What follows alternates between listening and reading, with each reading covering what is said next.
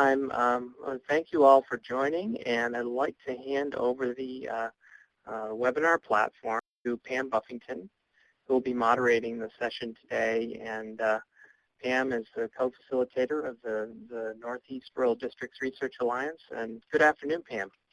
Thank you, Peter. Very nice introduction. And as Peter mentioned, this particular webinar is focusing on using online courses to expand access to Algebra I. So we'll be talking about two recent experimental studies.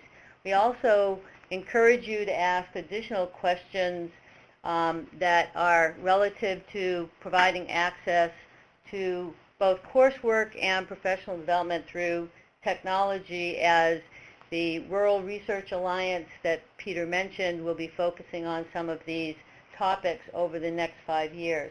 As you see here in front of you, Peter briefly explained what would be available to you within the Adobe Connect. In part number 3, that's where you can enter information in the chat, and I encourage you to enter your questions. We do have some opportunities to stop and take questions and answers, and one of our researchers here will be keeping an eye on that, and we'll try to pose those questions to both the researchers and to the other staff here as we go along. What I would like to do first is to just give you a sense of the agenda. As Peter pointed out, we will start with introductions. I'll give a little background to the Northeast Rural Districts Research Alliance, what the structure and goals of that is. Then I will hand it over to Jessica Heppen to talk about the Access to Online Algebra study, and then to Dr. Kirk Walters to talk about the Back to Track study. Then we'll have an opportunity after those two presentations have been made to have a discussion about both these studies and then the broader context for this work. I want to first start by introducing Dr. Jessica Heppen. She works on the REL in REL-NEI as a researcher and works at AIR as a research analyst. Her colleague Kirk Walters also works on the REL-NEI as well as working at AIR. He is a colleague of mine on the Rural Research Alliance, as is Harun Abba, based in our EDC office in New York City. Additionally, Dr. Peggy Clements works for Education Development Center and is a researcher within the REL system, and she was co-principal investigator on the algebra study that Jessica will be presenting. Both Dr. Heppen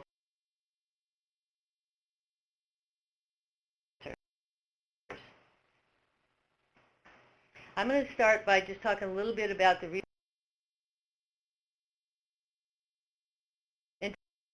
introduction while he was in the lobby. This particular REL contract really focuses on bringing the research needs of practitioners to researchers, and we are working within an alliance structure to better integrate what your understanding of the needs are with what we can investigate as researchers. We're really focused on learning from practitioners and continuing a body of work across 5 years. Most of the REL resources are focused on these research alliances. If you've been involved with the RELs in the past, you know that we also do need sensing and responding over time to the needs of folks, and we're trying to do this in very cohesive, coherent ways in this particular contract. We're really looking forward to this work. This particular bridge event is coming out of the Northeast Rural Districts Research Alliance. The goal for our alliance is to bring together rural education stakeholders in the region to create a shared research agenda that will ultimately provide research support for rural schools and districts. As you can see here, 3 areas that have been identified is around supporting student success and meeting the Common Core state standards, understanding and building local capacity to understand data related to programs and initiatives. As I saw folks logging on, I noticed there are people across the region. I saw folks from Maine, New Hampshire, Vermont, New York, and others, and I want to encourage you to be in touch as if you're interested in these issues, because we'll continue to reach out to have additional participating members of these alliances. I also noticed there are folks as far away as South Carolina and other places, and we encourage you, as Peter said, to stay connected to our work through the REL-NEI website. Of particular interest, as it connects to this webinar, folks within the Northeast Rural Districts Research Alliance are interested about access to programs that help prepare students to be college and career ready. There has been in particular a focus around the science, technology, engineering, and mathematics topics. How can we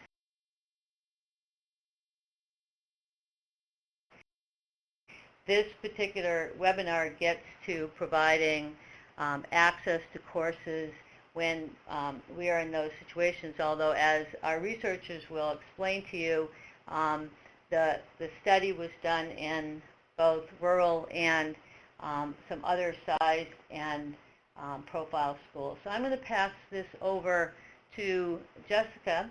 The goals for this event is to describe the design and results of these studies and provide opportunities for you to ask questions. So as I said, I encourage you to type in the chat and provide questions throughout. We'll stop and take opportunities to answer those questions.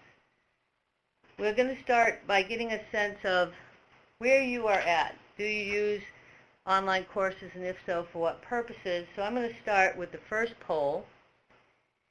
The first poll question is going to ask, does your school or district currently provide online course offerings for students? So if we can bring that poll in.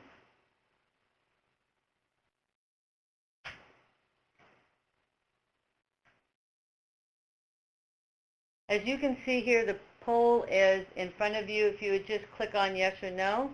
As you are entering those, we're going to broadcast the results so we can see how many folks on this webinar are currently offering online courses for students.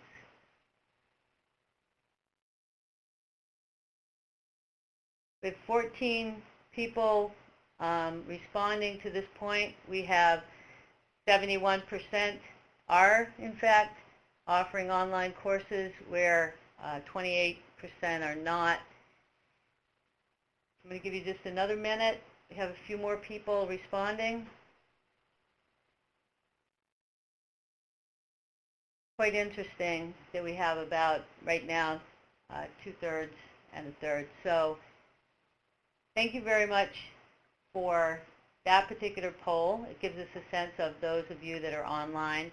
The second poll is going to be, if you do in fact offer online offerings, what areas do you offer those in? We have for choices here AP, credit recovery, online for existing courses, and enrichment. With that in mind, be aware that you can check more than one of these options if you do more than one.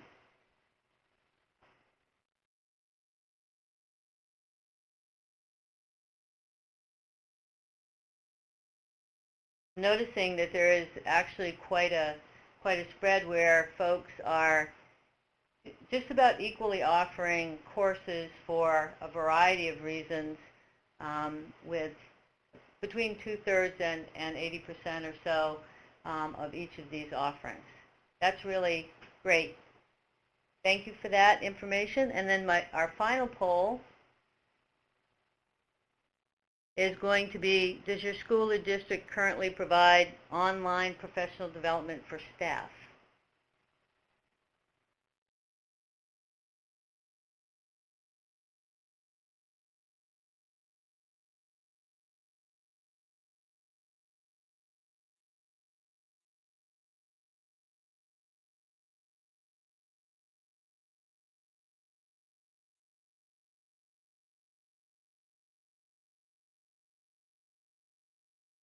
Of those responding at this point, it looks like about 2/3 2/3 of you do, in fact, provide online professional development for staff, and a third do not. Once again, thank you for your input, and you can provide more context in the chat as well. And now I'm going to turn it over to Jess, who has a better sense of the context that she's speaking to in terms of what you're currently doing. Jessica?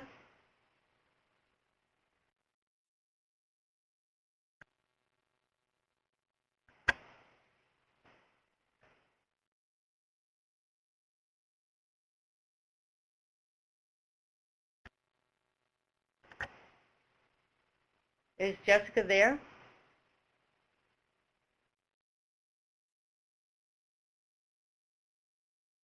Well, while Jessica is getting back on the line, I will actually provide an opportunity. Peggy, are you on the line?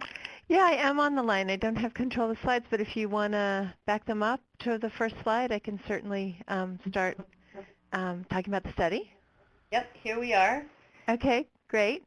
All right, so what we're going to do right now is present the findings of a study that we conducted as part of the Regional Education Laboratory Northeastern Islands.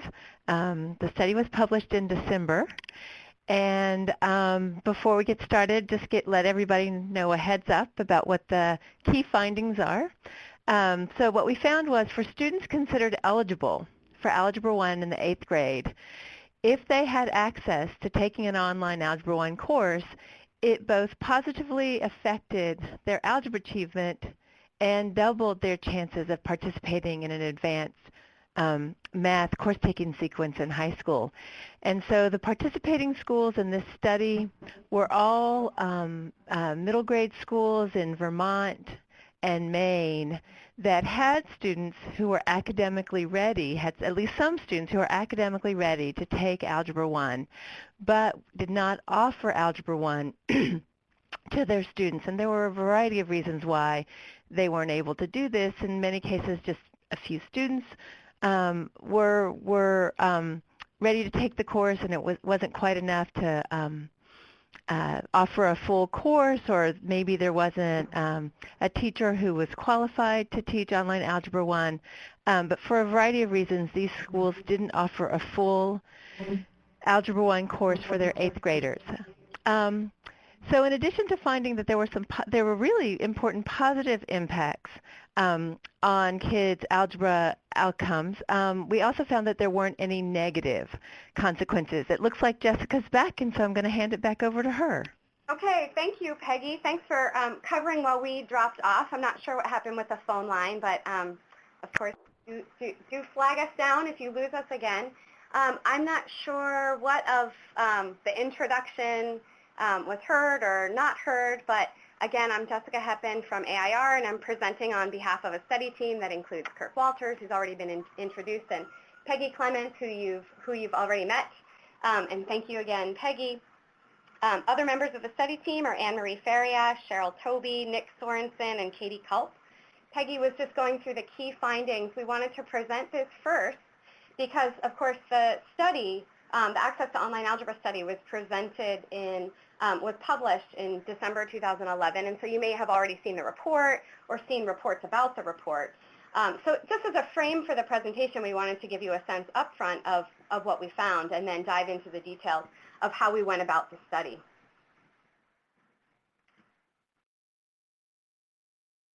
Peggy went through the key findings, I think, on this slide. Thanks again. And to say, the overall finding of this study was that offering Algebra I as an online course, which, as you all indicated in the polls before, not the specific courses that you're offering, whether it's Algebra I or something else, but obviously there's a lot of implementation of online courses in K-12 education, increasingly so every year.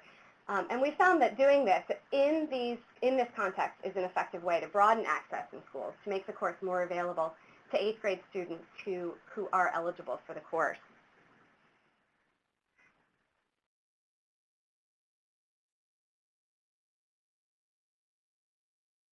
Okay, so just to go over what I'm going to present in this section of the presentation, we'll go over the rationale and the background, the context for the study, tell you about the research questions that we posed and who participated, the design of the study and who participated. we're going to talk about math instruction in study schools, including the implementation of the online course, which we're sure that for those of you that haven't had a chance to read the report, we'll have a lot of questions about, so we'll spend some time there. I'll quickly go over the results in more detail than that key findings slide that you just saw, and we'll talk about the conclusions and the implications leading to a discussion about the findings.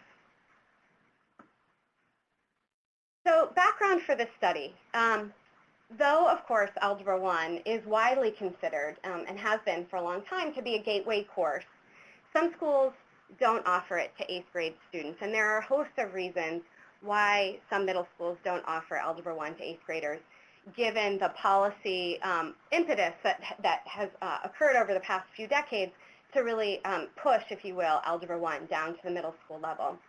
Schools that don't offer Algebra I to 8th graders are often small and in rural areas, but of course not always.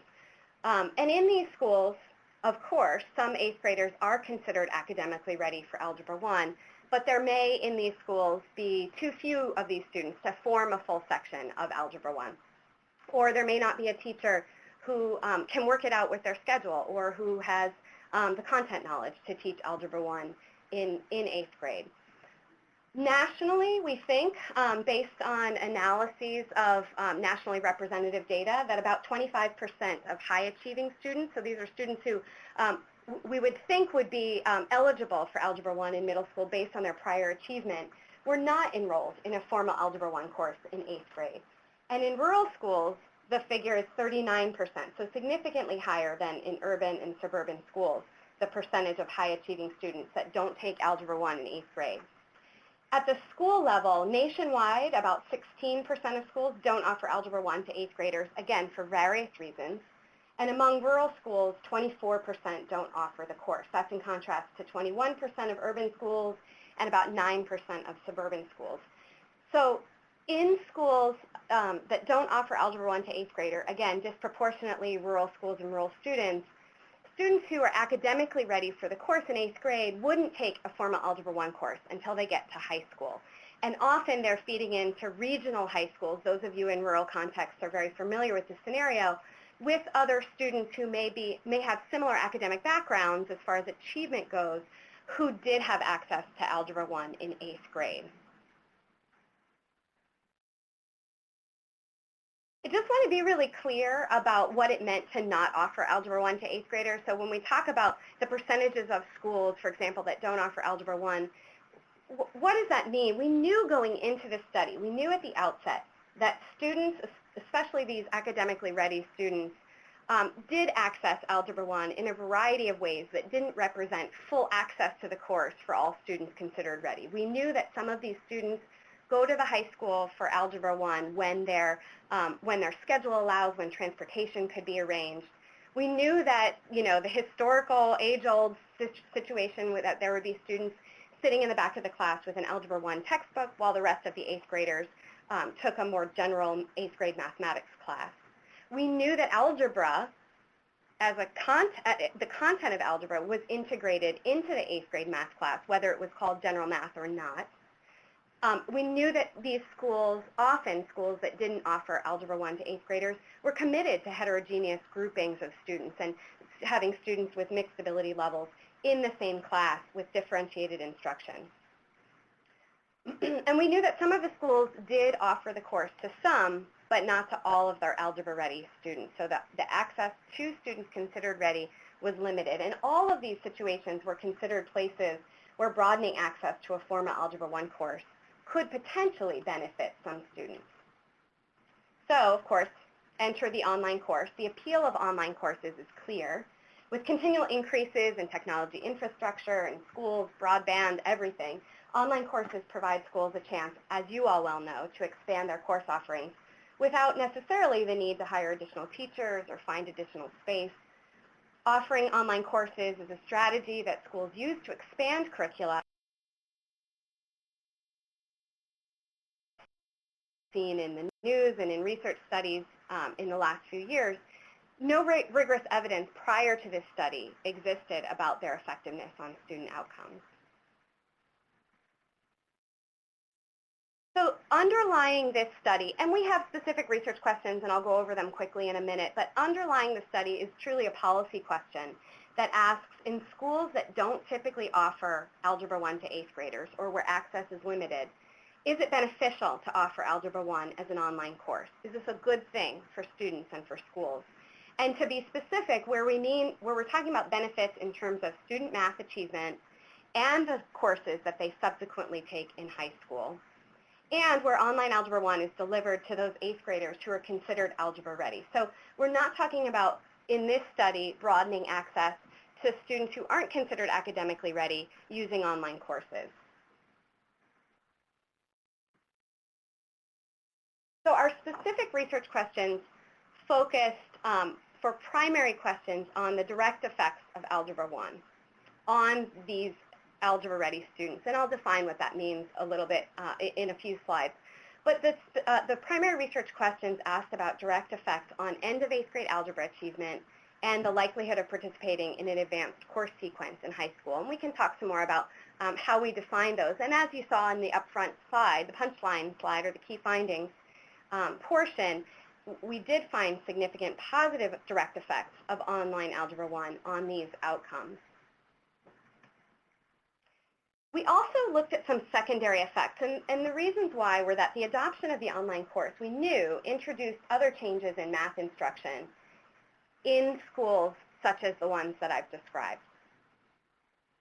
We knew that a teacher, the online teacher, would be added to the mix of adults involved in math instruction. We knew that offering online Algebra I in schools that don't typically offer full access, where algebra-ready students may be integrated from the general 8th grade math class, right? So effectively introducing tracking in schools where it didn't occur in that way.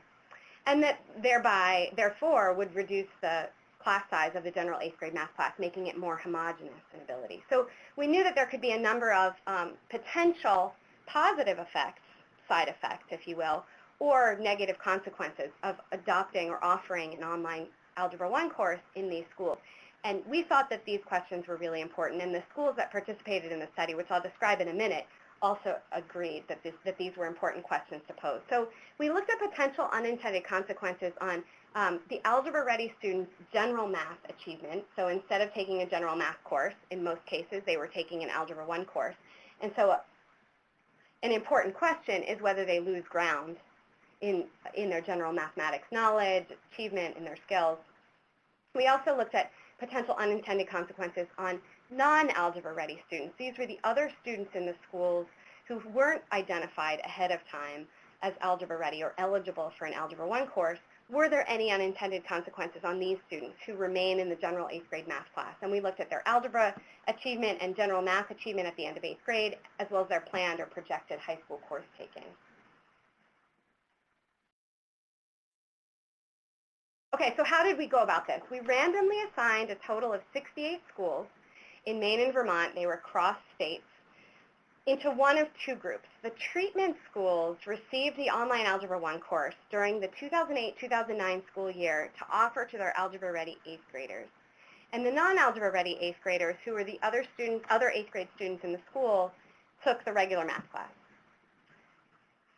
Control schools offered their business-as-usual math during 2008-2009 to both algebra-ready and non-algebra-ready 8th graders. Just so you know, the control group schools then received the online Algebra I course during the 2009-2010 school year. So the deal for participating schools was free access to the online course for students they considered ready for 2 consecutive years. So the control schools were just lagged by 1 year. So prior to random assignment, before schools ended up in either the treatment group or the control group, before they knew whether they were offering the course that year, 2008-2009, or not, all schools identified their algebra-ready students. And when they did this, they identified about 22% of their total 8th grade student population, which is pretty consistent with what we expected to see, and pretty consistent, actually, with the percent of students in the region and nationwide that take algebra in 8th grade. And again, the rest of the 8th graders in the school made up the non-algebra-ready student sample. And these two groups, as I'll show you in the next slide with a figure, represent distinct student samples. So we never compare the algebra-ready to the non-algebra-ready students, and the non-Algebra Ready students aren't offered the online Algebra I course. So you'll see that in the next slide. So what you see on this screen is a figure representing treatment schools on the left and control schools on the right, where the treatment schools and the control schools include 8th grade students, some of whom are Algebra Ready and some of whom were non-Algebra Ready. And again, the percent across schools of Algebra Ready students was about 22%. In treatment schools, Algebra Ready students were offered the opportunity to take Algebra I as an online course. And in control schools, Algebra Ready students, like non-Algebra Ready students, took the business as usual math class that was available to them. In treatment schools, non-Algebra Ready students took the general 8th grade math class. So for our analysis, in order to determine the impact of offering online Algebra I to Algebra Ready students, we compared Algebra Ready students in treatment schools to Algebra Ready students in control schools. And then to get a sense of those potential negative consequences, whether there were any impacts on non-Algebra Ready students who, again, were doing their normal thing, but in treatment schools, they were doing their normal thing slightly differently because the online algebra course was being offered to some of their higher achieving peers. We compared those students in treatment and control schools. Our school sample, as I said, had 68 schools. They were fantastic research partners through the course of the study. Their commitment to the study was strong and consistent. There were 50 of them in Maine and 18 schools in Vermont. Most of the schools, 61 out of the 68, were classified as rural. And I often refer to them as middle schools. I'm getting better about this over time because more than 3/4 of them were actually K-8s or pre-K through 8 schools. Many of the schools were really, really small. The average number of 8th graders in the schools was 32, and over half of the schools had fewer than 17 8th grade students. We did have about 10 schools that were larger, that had 100 or more 8th grade students, but many of the schools were really, really tiny, and some had 1 8th grader, and many had 4 or fewer.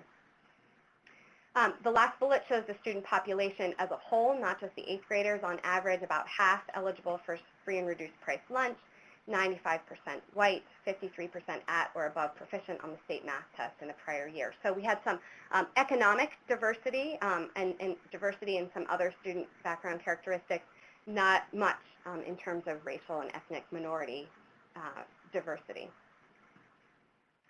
Here are some descriptive information about the Algebra Ready and the non-Algebra Ready student samples. The Algebra Ready students, about 1/3 were eligible for free and reduced price lunch. You can see that a relatively small percentage were participating in special education programs or had limited English proficiency. Skipping to the second from the bottom row, you can see that the average grade 7 score, so this is their state assessment score on the mathematics test the year prior to the study, is 0.95. What that means, that's a standardized score because Maine and Vermont at the time used different assessments. That's a standardized score showing us that on average, the Algebra Ready students scored 1 standard deviation above the mean on the state assessment the year prior, which indicates that overall this student sample was relatively high achieving. And then if you move over 1 column under non-Algebra Ready students, you can see that some of the background characteristics are similar and some are different from the Algebra Ready students. The p-value column over on the far right gives you a sense of whether those are different. So the free and reduced price lunch eligibility was different. Special education eligibility was different. English proficiency, gender, racial, ethnic minority were not different. And then, again, that second from the bottom row shows you that, on average, the non-Algebra Ready students scored about 1/4 of a standard deviation below the mean on the state assessment from the year prior. So they were less high achieving than the Algebra Ready students.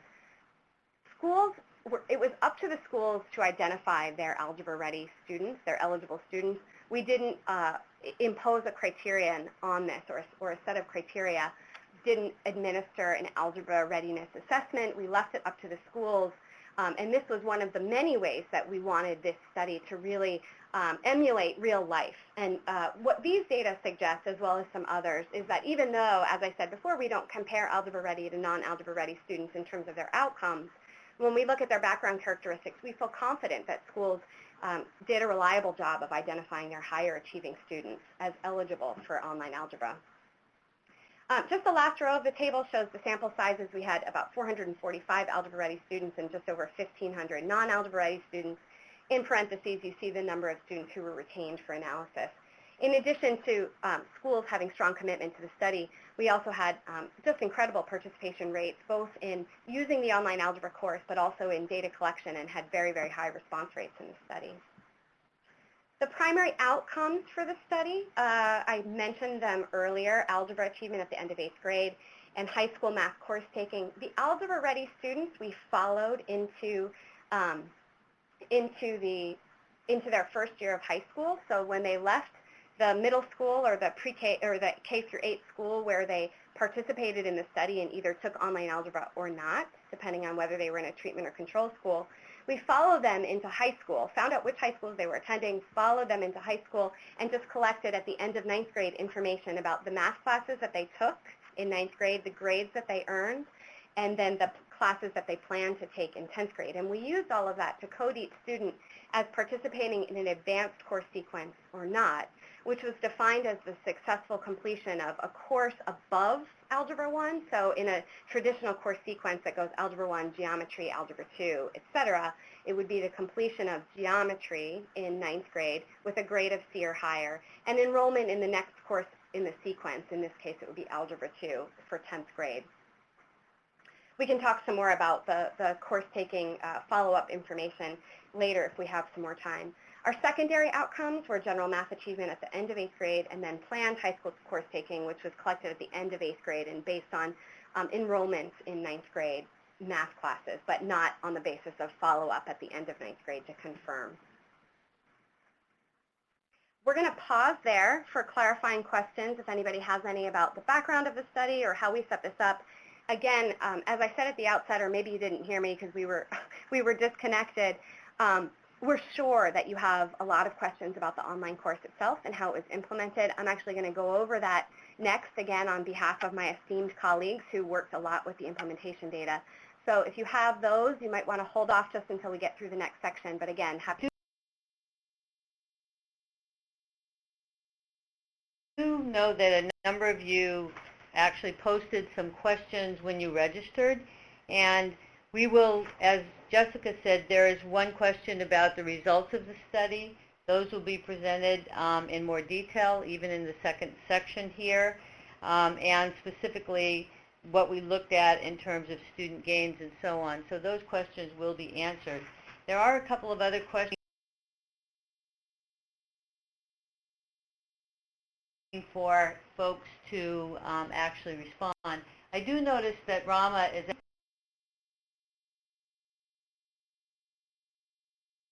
live teacher and online. I'm going to start by having Dr. Clements respond. You can do so via the audio, Peggy, if you'd like, and then if you want to, I can hand it back over to Jessica or Kirk to answer as well. So Peggy, do you want to add more detail to your response? In response to Rama's question, I actually replied to Rama. Let's let Jessica present about the implementation of the study and then see if she still has any questions, because I think it's a kind of a hard question to answer given how the study ended up, how the online course actually ended up being implemented. So I'm going to hold off for just a sec. Okay, thanks, Peggy. I'm going to turn it back over to you, Jessica, then, but we will keep an eye on the questions and we'll keep responding. We'll have another pause in a few minutes. Jessica? Sounds great. Thank you. Okay, so now I'm going to advance through the slides that talk about the implementation of the online course, and Rama will come back to your question, I think, as we go through. The intervention in this study was an asynchronous online Algebra 1 course offered to the Algebra-ready students in place of their school's regular 8th grade general mathematics course. So in the setup about the study, you may have wondered whether students in some cases took this course in addition to their regular 8th grade math class. And in all cases, we asked schools to make sure that the online Algebra I course was the math class for the 8th grade students that were participating. In terms of the logistical implementation of the course, there were things that Class.com, the online course provider, were asked to do, and there were things, again, that the schools, the treatment schools that were offering the course were asked to do. Class.com provided the online course platform, they provided the content, it's their course, and they provided the online teacher, who again was asynchronous, meaning that they weren't necessarily online at the same time as the students taking the course. The students were in their schools. They were formed into sections across schools. We had 10 total sections. And again, they were across schools, but there were no sections that spanned across states. The sections were formed mainly on the basis of scheduling. Schools were asked to provide space and a class period for students to take the course.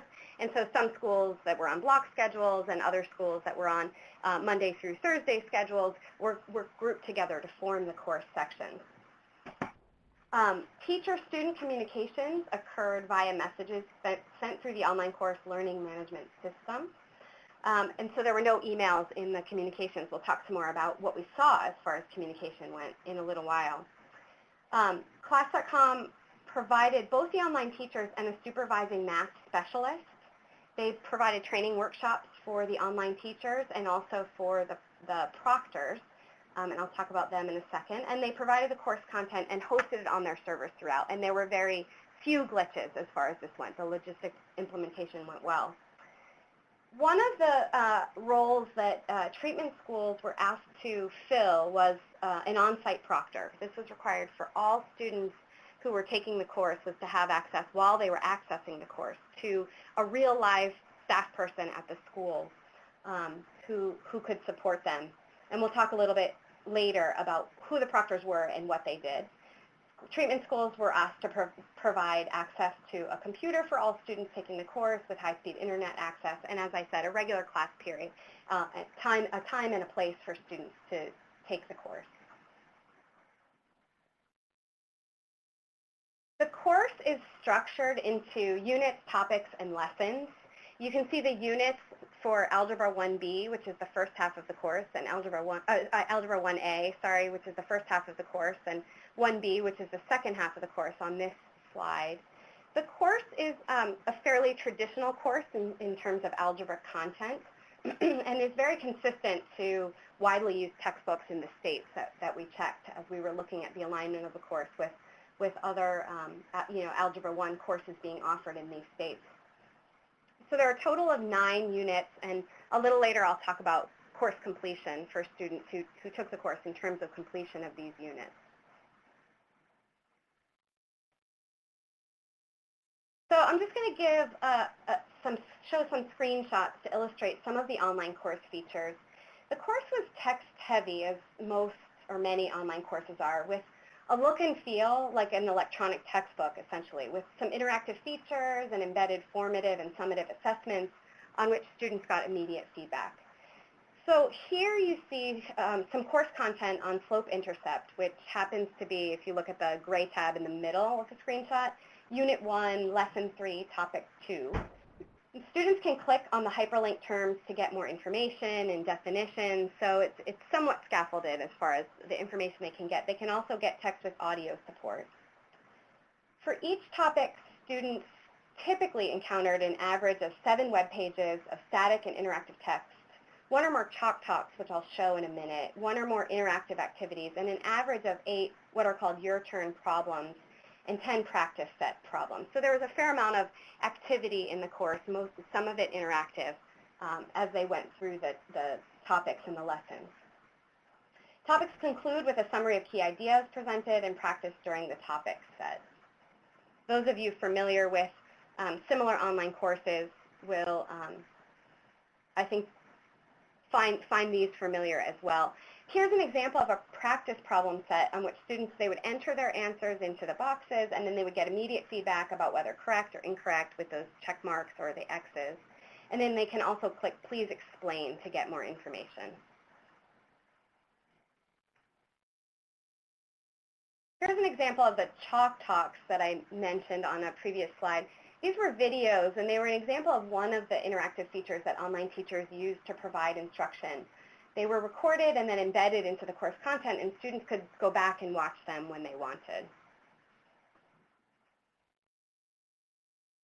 And then the final screenshot shows an example of the Your Turn exercises. These were another interactive practice exercise used in the course. And in this case, the exercise was used to give students a hands-on experience with plotting coordinates. So they could use their mouse to draw on the, or to click and draw on the screen. Okay, so I'm now going to give you a sense of what the online teachers and the proctors did in their roles, as promised, when they were implementing the online course. Observing an online class is, of course, different from observing face-to-face classes. So what we did, and to be clear, this work was led by Peggy, who you've heard from, and Cheryl Toby and her team at EDC based in Maine, was observe the online course using archived online course data. So specifically, we took 8 24-hour snapshots per online course section throughout the year. And so with 10 sections I mentioned earlier, we had 10 across the 35 treatment schools.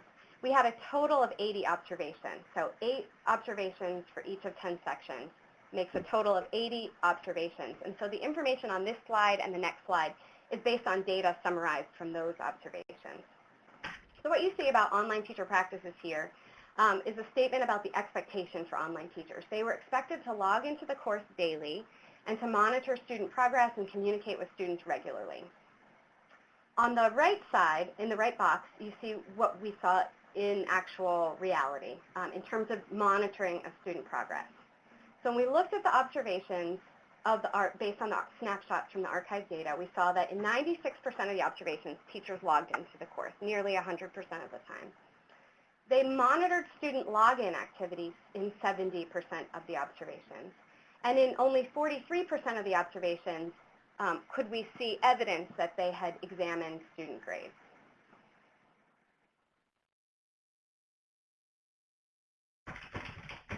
In terms of communicating with students, we use the same observation data from the online course system to see that online teachers send at least one message to an individual student in 91% of the observations.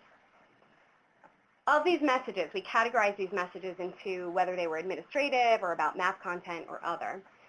Administrative messages were observed in about half of the observations, and these involved 13% of the students. So when online teachers were messaging students, a relatively small percentage of students were getting those one-on-one messages. And in about half of the time, they were about administrative details. These aren't messages, to be clear, that went to the whole class that may or may not have been about math content. These were individual messages to students through the learning management system. Math content messages were observed in 13% of the observations, and they involved only 3% of the students. So one-on-one communication between online teachers and students through the online learning management system were relatively scarce in the implementation of this course. Students could also send messages to the teachers, by the way. So what did the on-site proctors do?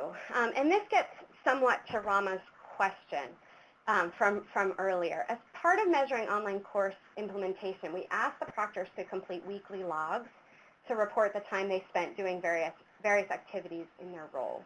So what was their role? So the proctors were responsible for making sure students had access to technology. They were responsible for supervising student behavior, proctoring exams, and serving as a liaison between the online teacher and the school and parents and students. They weren't required, as you can see on this slide, to be a math teacher or to provide math instruction. We didn't require that of schools because, of course, these were schools who, one of the reasons that they don't offer Algebra I typically may be because they don't have a math teacher who has the time available to do so. So we certainly didn't want to require that of schools. What we actually saw will show up on the right here. In 80% of the schools, the proctor was, in fact, the grade 8 math teacher. And in most of the schools, students sat in the 8th grade math class while they were accessing the online course. So earlier when I mentioned that scenario of students sitting in the back of the class with the Algebra I textbook, this looked a little bit like that, updated for current times, 2008, 2009 at least, with their laptops. Proctor spent an average, this is based on Proctor log data, of approximately 50 minutes per week answering students' algebra-related questions. So putting together what we know from the messages between online teachers and students and what we see reported from the proctors about what they did, students who took the online algebra course, in many cases, not in all cases, but in many cases, did turn to their proctors for instructional support, and the proctors were willing to provide it.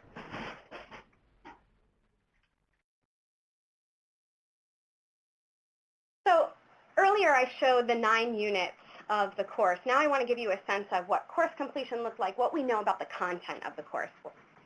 Now that we've moved on from what the online teachers did as far as instruction and what the proctors did as far as instruction went, 43% of the Algebra Ready students in treatment schools completed the entire course, all 9 units of Algebra 1A or 1B. Nearly 90% completed more than half the course, Algebra 1A plus some. And the average number of units that was completed was 7.5. So out of 9, that's 83% of the course on average. It's interesting to look at course completion for an online course because we had, and you have, if you do the same, such precise data at the student level for the number of units completed. And so we can really calculate this to a great degree of accuracy. What we don't know in a typical implementation of Algebra 1, whether in 8th grade or 9th grade or in another grade, the equivalent of these units. We did look at math instruction in the face-to-face classes, both for the non-Algebra Ready students in treatment schools and, as you'll see on the next slide, for both Algebra Ready and non-Algebra Ready students in control schools. And so what we did was we collected all kinds of, and Kirk led this work, all kinds of classroom materials, including course syllabi and annotated textbook tables of contents. And we coded all of that information to indicate the percent of the content of the general 8th grade math class that was primarily focused on algebraic concepts. And so what we found across the board was that in most schools, about 80% of treatment schools, the general 8th grade math class, again, this is the class from which the online algebra students have been, I'll put removed in quotes because we know in a lot of schools they were sitting in the same room. But the content taught to the non-algebra ready students in the general math class emphasized algebraic concepts 50% of the time or more. So even this general math class with the algebra ready students removed was pretty heavy on algebra content. And then in control schools, similarly, we found that over 90% of the schools' general 8th grade math curricula emphasized algebraic concepts 50% of the time or more. So again, these general 8th grade math classes had a lot of algebraic content. This was the contrast for this study. It was certainly not online Algebra 1 versus no algebra. It was algebra in multiple different kinds of ways, both integrated into the general 8th grade math class in a big way. And as you see in the next bullet, a fair share of the Algebra Ready students in control schools actually took a separate formal Algebra 1 course. About 20%, so 1 in 5 of those students did that when we collected information about the math classes that they were taking and the content that they were covering in their 8th grade math class. Back when I said at the outset of the study, we knew that some of the students went to the high school for Algebra 1, or in some schools they made it work with some but not all of the students. We certainly expected a small percentage of students in control schools to take a formal Algebra 1 course. Did we expect to see 20%? No. I mean, I think we would say that we didn't expect to see it that high. So again, this slide really shows you the contrast to which Algebra Ready students in treatment schools who took an online Algebra 1 course were compared. So when we think about the results, and now I'll go through those in more detail, again, you know that the effects were positive. Again, it's not online Algebra 1 versus no algebra. It's online Algebra 1 versus limited access to a formal Algebra 1 course and a whole lot of algebraic content. We administered post-tests that to measure algebra achievement at the end of 8th grade. It was a computer adaptive test that was scaled from 400 to 500.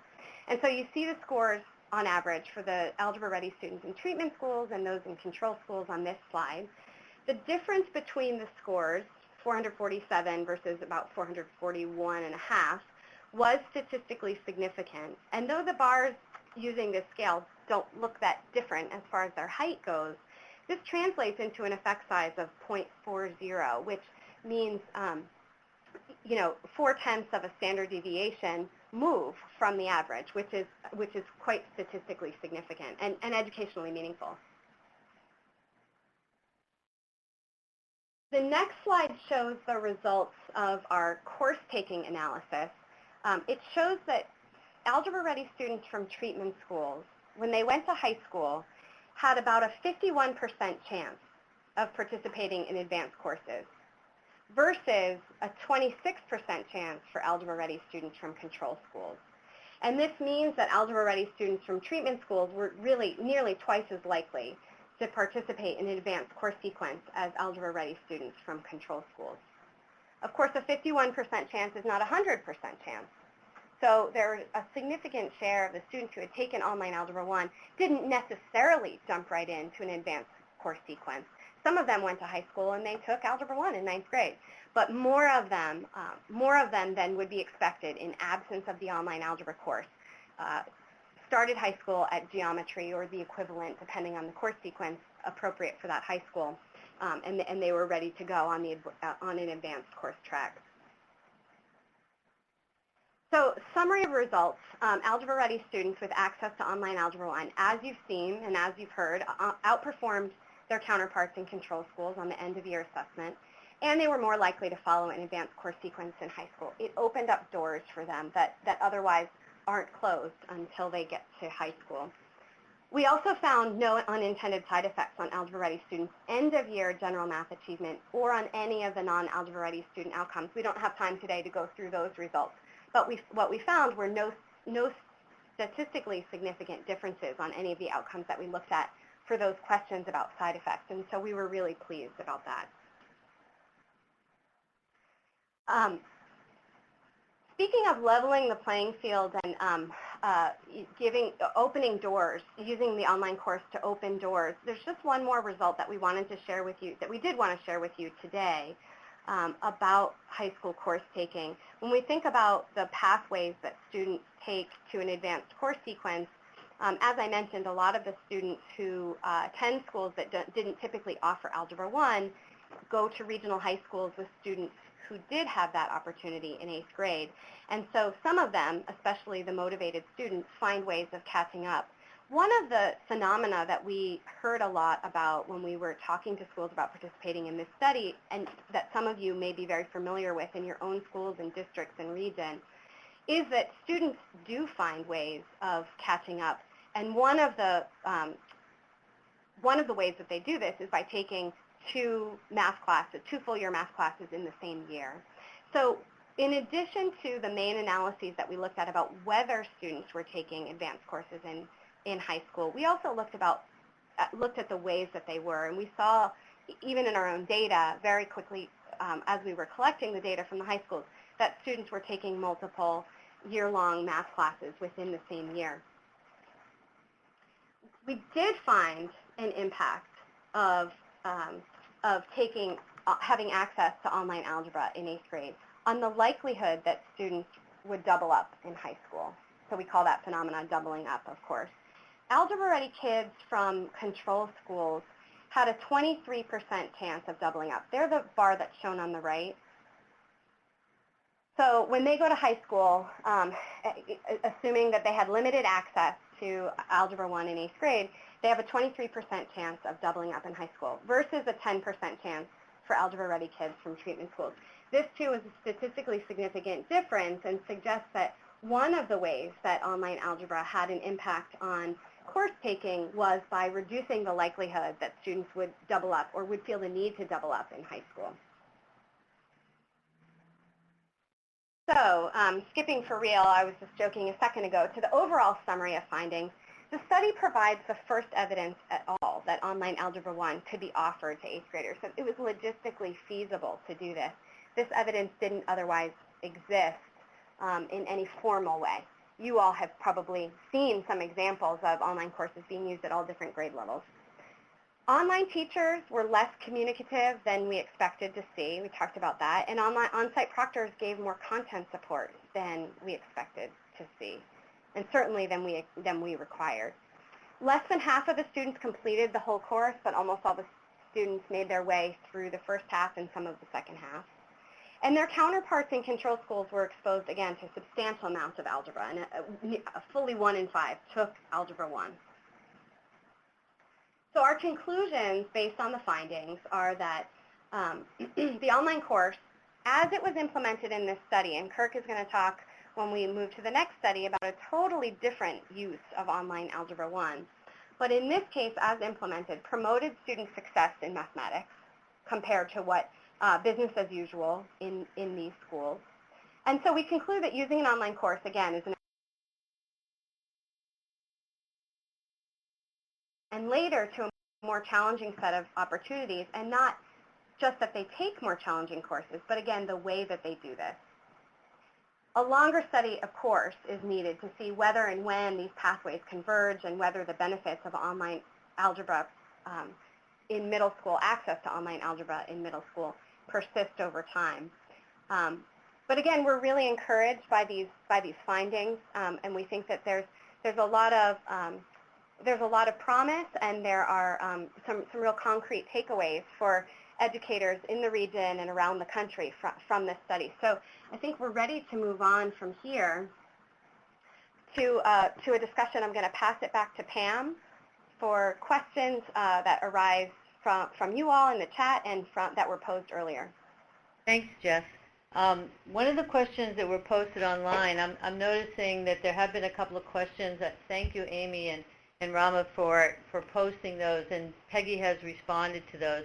There was a question that was posted on registration where they asked what common pitfalls that can be avoided in using online courses to expand access.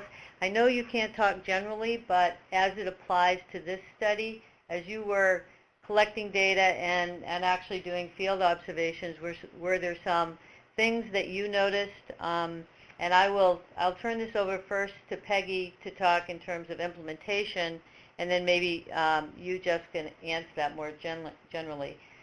Peggy, do you have any thoughts about common pitfalls that could be avoided?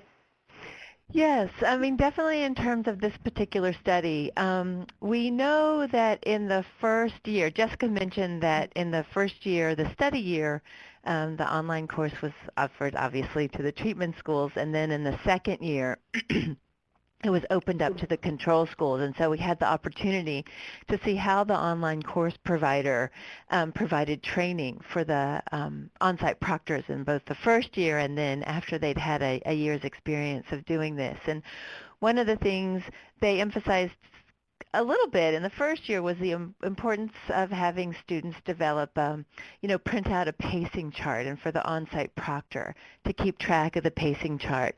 And we know that in the second year, they emphasize that to a much greater extent, really pointing out the real need for students to have a pacing chart, and even to, have a notebook where they kept track of their work, so that the on-site proctor, even though he or she might not have been a mathematics instructor, they could see, that the student was engaged in, in answering the questions and moving forward.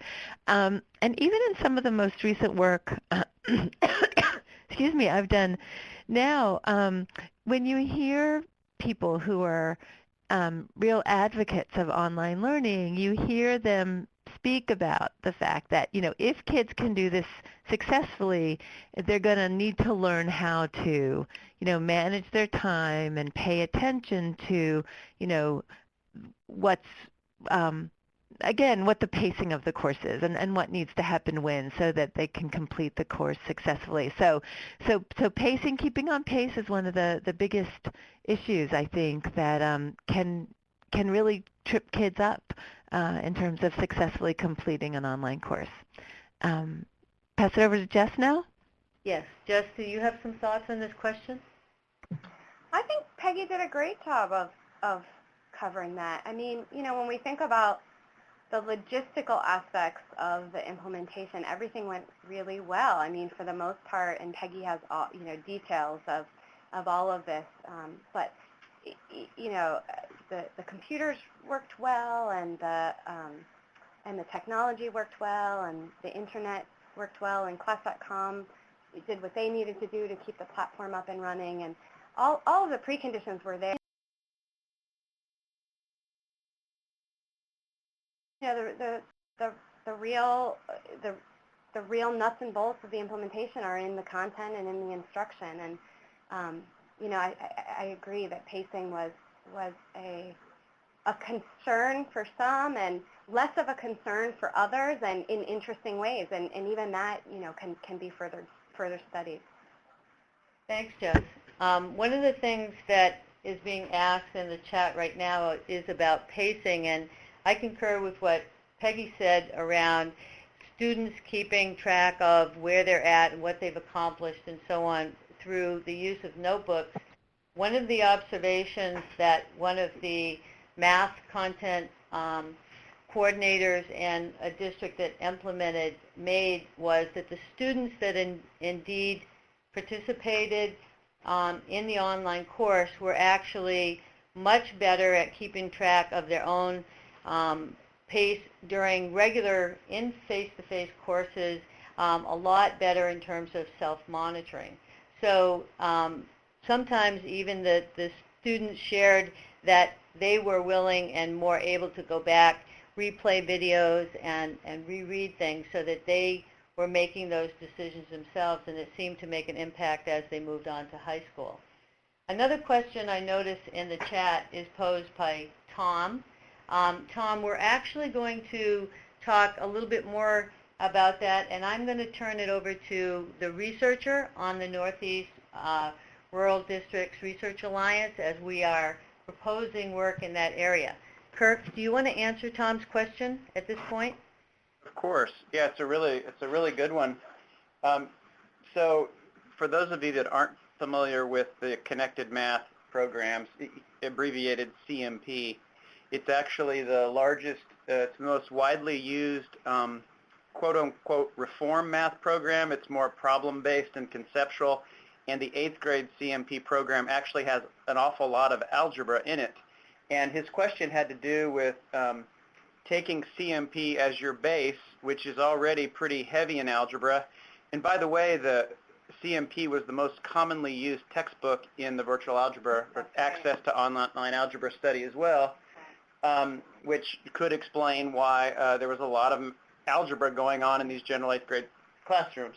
But and then his question is, supplementing that with something like the Khan Academy, which some of you may be familiar with, which are more tutorials on different math topics, and some argue that it's called a flipped classroom, when kids would, instead of doing homework out of their textbook at night, watch one of these videos on, this could be an algebra topic, and then come back in class the next day and actually solve some problems. The argument there would be that the teacher would have more time during class to help kids when they're actually doing math. And this is really untested, kind of uncharted waters.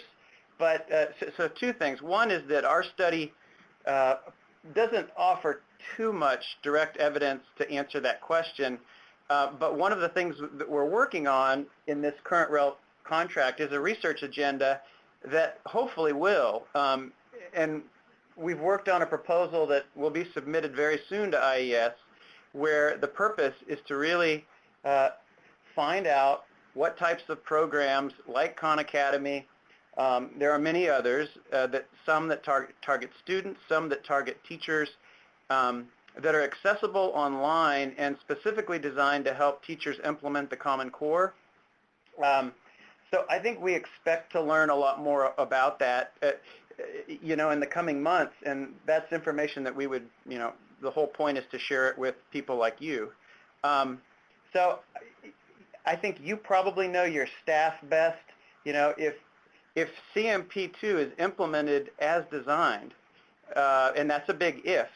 But if it is, there's an awful lot of algebra there, and there have been a few reports, at least one that I know about, and I believe it was in North Carolina, and Tom, I can probably dig this up after the webinar and send it to you, in which the CMP students were compared with kids that took algebra, and they were comparable. Now, this is not, I'm not saying that it was a randomized trial like we did, but there might be some suggestive evidence that if it's implemented well, they're going to get a fair amount of algebra, and then you could see if supplementing it in the ways that you suggest would sort of flesh that out. So unfortunately, I can't give you a silver bullet answer, but hopefully more to come, in the coming months, and I'd be happy to follow up offline about that particular program too. Thanks, Kirk. With that, if I don't see any more questions in the chat, I'm going to move on, but please feel free to continue to ask questions because we'll be pausing again after the next study is presented to answer questions as well. So Kirk will be talking about the Back on Track study. Kirk? Okay. I feel like I should let everybody stretch, but since it's a webinar, you're probably already stretching. So this presentation will be a little shorter, quite a bit shorter, in part because it's a study that we've just started. There are some commonalities in that it involves an online algebra course, but it's targeted at a different group of students. And what I'm going to talk about in this presentation, I'm just going to describe the rationale for the study, talk a little bit about the online course, not as much as Jess mentioned about the class.com course, a little bit about the design and who's participating in the study, and some of our early findings. We're about 1 year into this 4-year study. We do have some early results that we think are relevant, but the full story will play out in the coming years. So the Back on Track study, just in terms of before I say why, I just want to say that it's a partnership between the American Institutes for Research, AIR, the Chicago Public Schools, and the Chicago Consortium on School Research based at the University of Chicago. And just like the Access to Online Algebra study, I mean, these things don't happen unless there are truly great partners. And the same has been true as this study as it was in the Access to Online Algebra study. I think that's one of the most satisfying things about doing research, field research like this, is that it feels like a true partnership. So that's just a little bit of background on there. So we are, in terms of why this study? Well, first, let me explain how it's a little different. Instead of targeting algebra-ready students in 8th grade that had been identified by their schools as probably having sufficient motivation and skills to complete an online course pretty much on their own, we decided to look at 9th graders who were not successful in Algebra I during the 9th grade year and are trying to get back on track toward graduation by taking a course. You might recall the slide where Jess presented Algebra 1A and 1B content in the class.com course. This study focuses on just the second half, or the 1B of algebra. And we know that in 9th grade, your credits in 9th grade are really strong predictors in terms of graduation. You don't want to wait. Among those courses in 9th grade, we know that algebra has the highest failure rate. And we also know that algebra is really the foundation for a series of college preparatory coursework and opportunities in the STEM areas. It's referred to as the gateway to a lot of these other opportunities. So for lots of reasons, algebra makes sense. It also makes sense in 9th grade because we know that in Chicago in particular, it's a pretty startling statistic, but only 13% of 9th graders in Chicago that are not successful in algebra, only 13% of those go on to graduate. So it's sort of a no-brainer in terms of where the needs are. In thinking about this study, we also thought, and I think there are probably some former algebra teachers on this webinar. I know Pam used to be one and Cheryl on the team. We also thought kids that are more at risk, in the summer they're given the opportunity to focus just on that course for a period of time, and perhaps during the school year they were bombarded with 6 or 7 other courses and weren't able to focus on it. Perhaps that contributed to their not being successful. And we also know that online courses are just being used more widely for credit recovery purposes. So these are some of the rationales for the study. As I mentioned, it is a fast-growing credit recovery, and online credit recovery is fast-growing in K-12 education. One other sort of piece of information that went into our decision to focus on online for credit recovery is that the kids who weren't successful during the school year took it in a face-to-face environment. So perhaps the change in venue and mode could be better. We also know that the promise of online courses in terms of the ability to present content in a graphically rich way, it can be interactive, there can be immediate feedback, some of the things that Jess talked about in the implementation of the class.com course applies here. And yet we really don't know whether online courses are effective or not. So in this particular study, if you think of Jess's presentation and the access to Algebra I, to online algebra study, that was really giving an opportunity to kids to take the course who wouldn't have been able to otherwise. This particular study is looking at kids who weren't successful and comparing online versus face-to-face as a delivery mode. So this is the head-to-head comparison, if you will, whereas the previous study was access to versus not access to an online course. And that's an important thing to keep in mind, and they're different questions. So the intervention, the course that we're currently using in Chicago is not the class.com course. It's a course developed by Aventa Learning, which has since been purchased by K-12.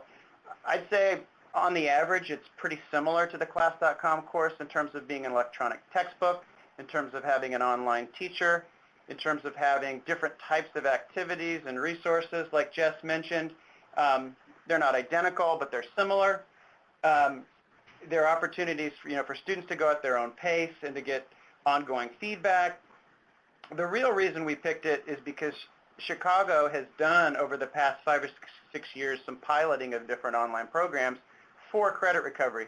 So this is something that they were keenly interested in, and they thought that the Aventa course sort of suited them best among the different providers. We focused on Algebra 1B versus Algebra 1A in part because there's a higher failure rate than Algebra 1A. The content gets progressively more difficult.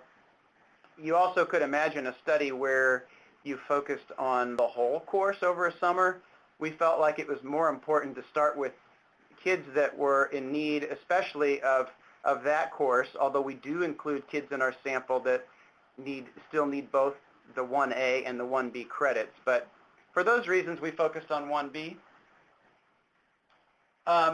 In terms of how the course was structured, like the access to online algebra study, kids actually came to the building. It took place in their local high schools, often in a computer lab. And like the previous study, kids had access to an online teacher, this time provided by Aventa, as well as an in-class mentor, which was the Proctor is the term we used. Proctor, mentor, the person who's in the building with the kids when they're on the computers. Kids go for 4 hours a day. That's pretty much, most of the time was when they showed up to school, when they were on the course.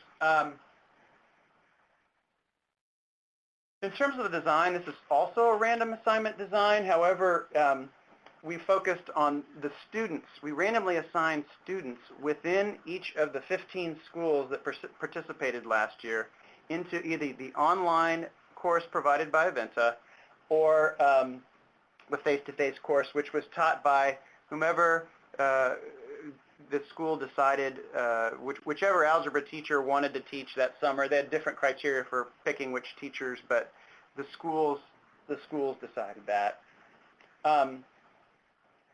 So I think that's good. We had,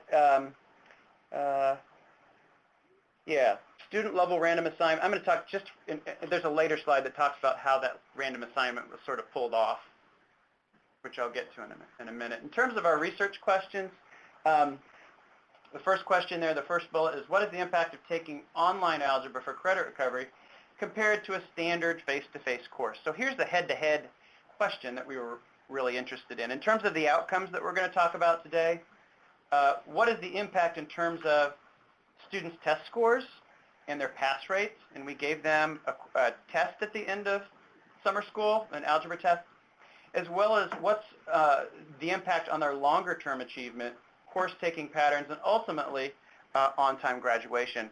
We won't have time to talk about that now since we're only 1 year into the study, but we will at some point. We also were interested in the conditions in which the online and the face-to-face credit recovery courses are effective. And so some of the things that we talked about in the earlier presentation, what does it mean to take an online course? What is the role of the online teacher, the mentor, the proctor? A lot of that is really understudied, and so we're interested in collecting a rich source of implementation data as well as information from students, looking at students with different skill levels. We also survey the kids, and so we have a sense of their attitudes and dispositions and so forth. In terms of the schools, again, this is in Chicago, and last summer we had 15 schools participating. We're hoping to have at least that many, maybe a few more this summer. In terms of the characteristics, you can see that they were pretty disadvantaged in terms of free and reduced price lunch eligibility. Almost 9 out of 10 qualified, and that would be for the study schools as well as CPS as a whole. Maybe the other interesting slide is bar graph at the bottom of this chart. You notice the Algebra 1B failure rates.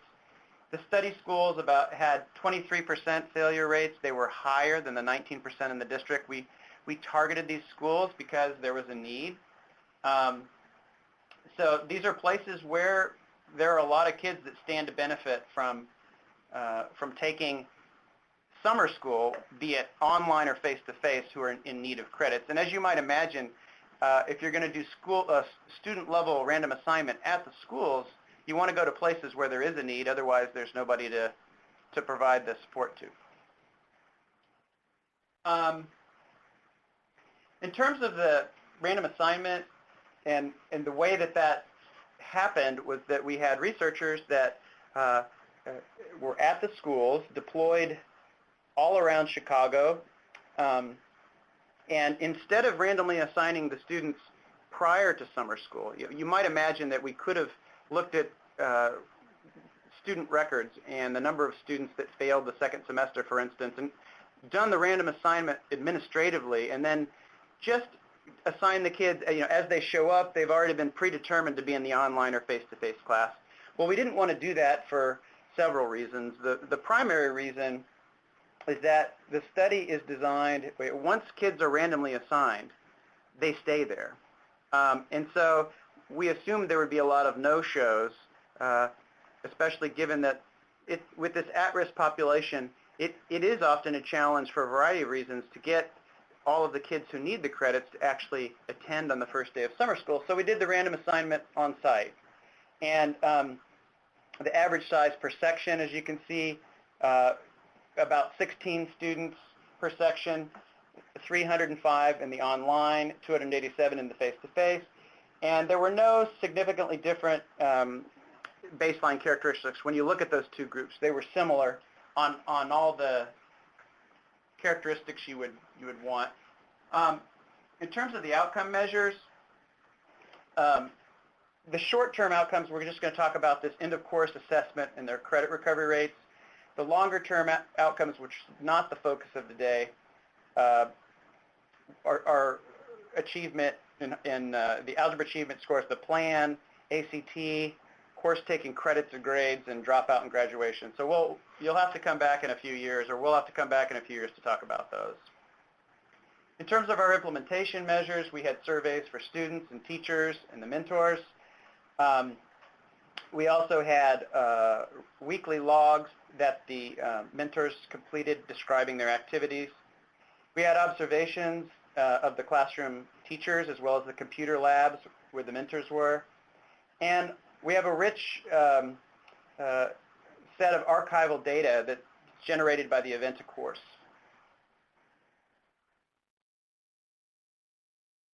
In terms of the online teachers' background, the online teachers, so if you look at the chart right there, all of the online teachers and the face-to-face teachers were certified secondary math teachers, whereas the online mentors, those that were proctoring the course, did not have to be math teachers, and you can see about half of those were.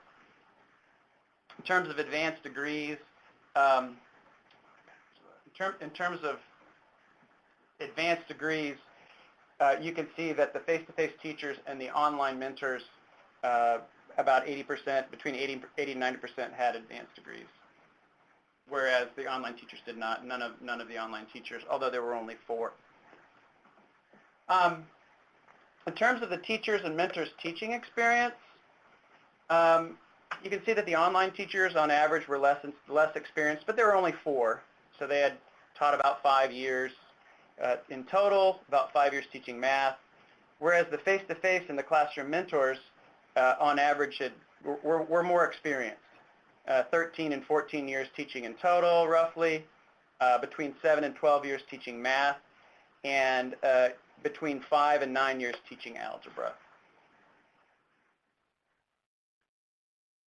Like I said, we did observe the online classes and the face-to-face classes in the summer, and sort of the main gist of that slide is that across our observations, by and large, the kids were engaged in their learning. We also had a sort of a cooperation and attentiveness, and the overwhelming majority of kids were there and engaged. We don't know the extent to which they were actively engaged, but they were on task taking algebra. In terms of the end of course assessment, these are some results here. So when you look at the face-to-face and the online student scores in the end of course assessment, those 2 vertical bars there are pretty similar. 277 versus 276 would be the scaled score.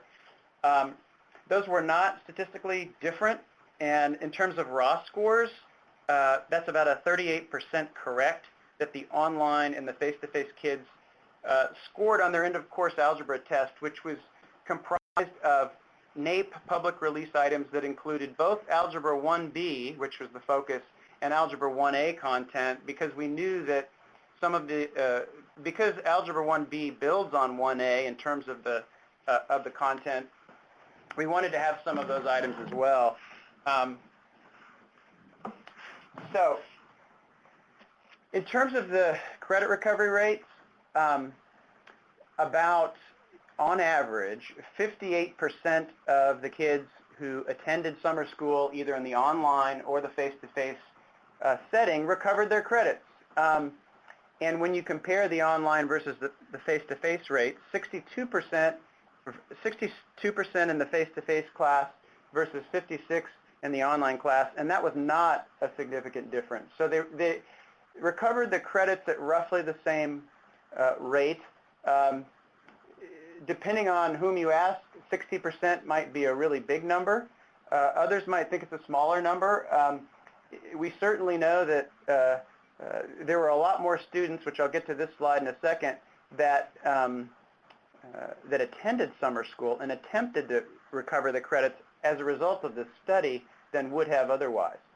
And it includes the kids that dropped. And it includes all of the kids that dropped as well in these percentages, which is important to remember. So what we did as we reviewed our first year data, implementation data, and the preliminary results, we also went back and said, well, let's look at the year prior to the study. And calculate the credit recovery rates before the study was introduced. And as you can see, in 2010, about 12% of those ninth graders recovered their credits, whereas in 2011, after the study, that almost doubled to 23%. Our hope is that in 2012, if you're ever in Chicago, you might see us. We're hoping that that number is even higher this summer, and we have some other strategies where we're working with schools to try to bring in even more kids this summer than we did last summer. So I think there's a conclusion. In terms of what these, again, these are really early findings. We do know that the overall credit recovery rates online versus face-to-face combined nearly doubled from 2010 to 2011. And we also know that that right now the recovery rates, the test scores, and the engagement levels of the kids are comparable in the online and the face-to-face sections. And I think I'm going to, but I think the other conclusions are the big ones. So I think I'm back to Pam. Yes, thank you very much, Kirk. That was a lot of information and very informative. I have noticed there's been a really active chat. Peggy is doing a great job answering folks as you were presenting as well. So I want to give folks a chance to type in any questions in the chat specific to the study that Kirk just presented. Any additional questions?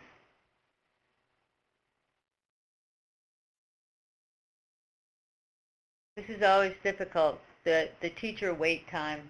I don't see anybody typing any questions in right yet, so I do want to just pose a couple of questions to us to answer. One thing I noticed is Marianne talked a lot about proctors and what the qualifications for proctors were, those with content knowledge and so on. As Kirk presented in this last study, in the online algebra study, the online content teachers were in fact highly qualified teachers in mathematics. So there was a content expertise for the online teachers, and as Peggy pointed out, many of the proctors were in fact math teachers, but in some cases these were K-8 schools where there was not necessarily deep knowledge in algebra, and so not always were the proctors math content leaders or had that deeper content knowledge, and so there was in fact the opportunity to offer a more rigorous content course in that K-8 school than there might have been otherwise. I'm going to ask this question to the staff as well. Jessica, do you want to add any more detail to that question about the qualifications of the online teachers or the mentors or the proctors in the first study? Yeah, I mean, just to agree really loudly and strongly with Marianne and with Peggy and her responses that, you know, we're really interested in the different qualities, whether we call them proctors or mentors, of the people who are there on site to provide support to the students, and whether that is very sort of logistical, technical support, and whether it includes content and instruction and starts to look more like somebody asked very early on, and maybe it was Marianne, I'm not sure, I apologize if I haven't scrolled up to the chat, but about blended learning and when are we moving from a fully online course to a hybrid or some kind of blended model, and what is the role of the person who is there in the classroom with the students. I think when we think about 8th graders, these more motivated or high-achieving 8th graders, they're still 8th graders. And when we think about our 9th graders in our Chicago study, they're as Kirk described, I mean, these are very at-risk kids, and their engagement in school, by and large, on average, is pretty low. And so the role of that person includes all kinds of things, not necessarily content and instruction, but we've seen a lot of that in both studies. So in the online access to online algebra study, students really looked at those proctors who happened to be the math teacher they would have had if they weren't taking the online course as a resource to them for math instruction, and that's of no surprise at all. And I think it would take, and Peggy and I have talked a lot about this, it would take a real shift in the way that students interact with their teachers to start looking at an online teacher that they don't see and may not be online at the same time, or may sometimes be as their teacher, as their primary resource for instruction. And so that shared responsibility for instruction, I think, is still being shaken out. And we just really share the interest in continuing to identify those and help identify, for lack of a better term, best practices. In the Chicago study, the practices of the mentors and the relationship between those practices and student outcomes in the online course was of great interest to the district and has really been built in as a key research question in the study. We're still collecting the data that we need in order to address that over time, but I think it is really key when we think in general about the effectiveness of online courses. We have to really define that role and think about how people are doing it in different ways and what different kinds of students need in different situations. Thanks, Jessica. I also noticed that Rama has asked some additional questions, so I'm going to turn this over to Peggy. Peggy, do you want to respond to Rama's most recent comment? I think Rama's comment is meant to be funny. Now all you folks need to do is a 50-year study to see how this really works out.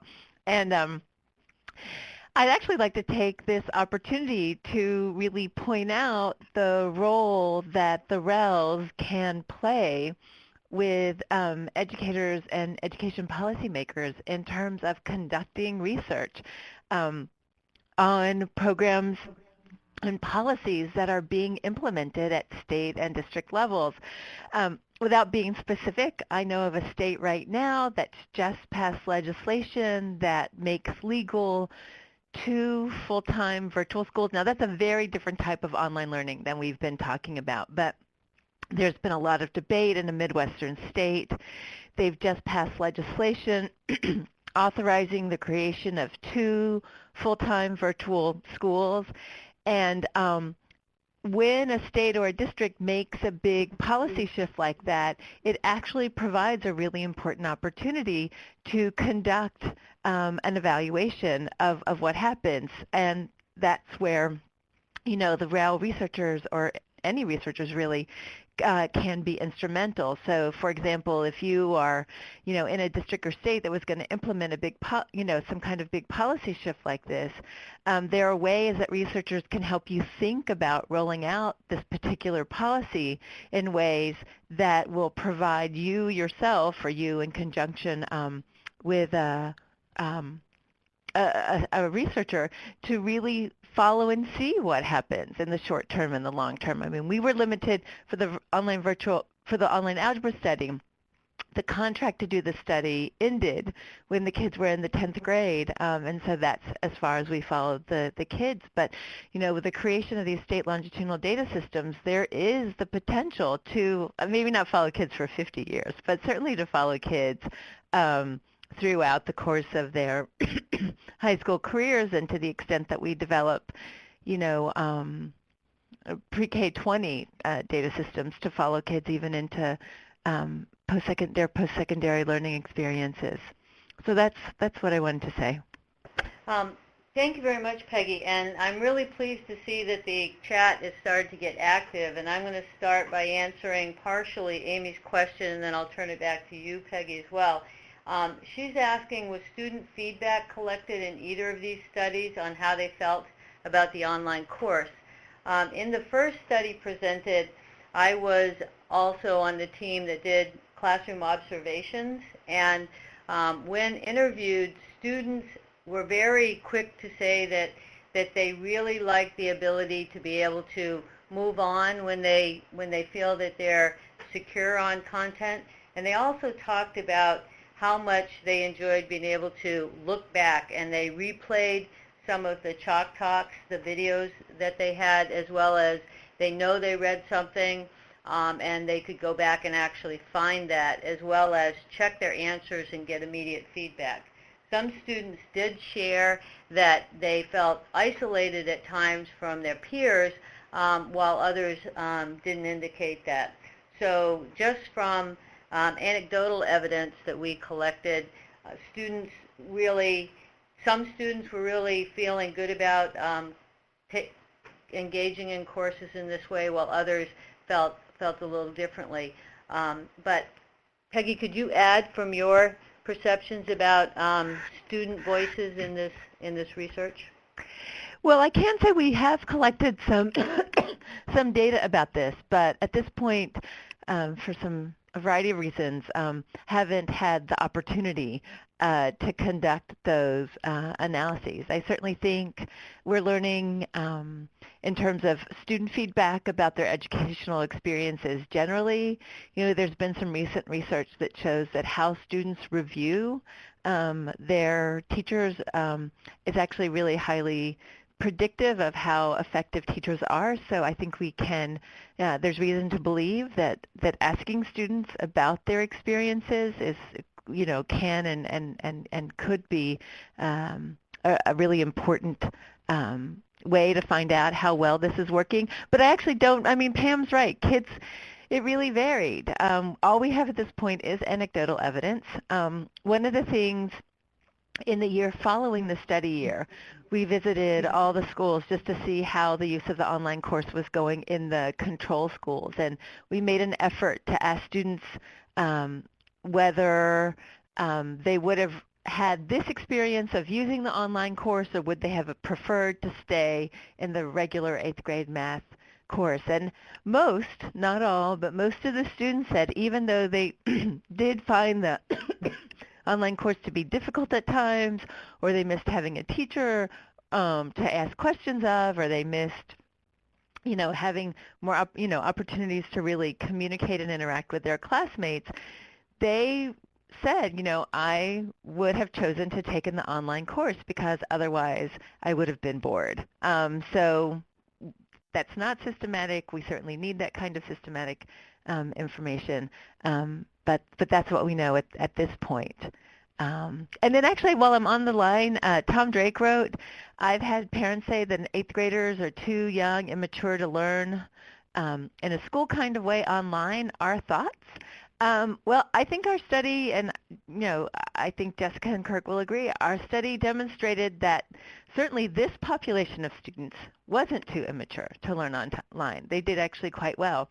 I'd also say that I've had, over the past couple of years, had a lot of opportunity to begin talking to, state and district leaders who are, working to develop online learning opportunities for their students. And one of the things they talk about is the fact that they believe it's going to be important for us to help, to the extent that we are moving more educational opportunities online, that we create opportunities for younger students to begin to learn the skills that are necessary in terms of learning online. Jessica just spoke really eloquently about the fact that, if we're going to ask kids or expect kids to engage in this new type of learning experience with their primary teacher being somebody who's at a distance, one of the things that everybody needs to be aware of is the fact that we are going to need to be helping these kids develop some new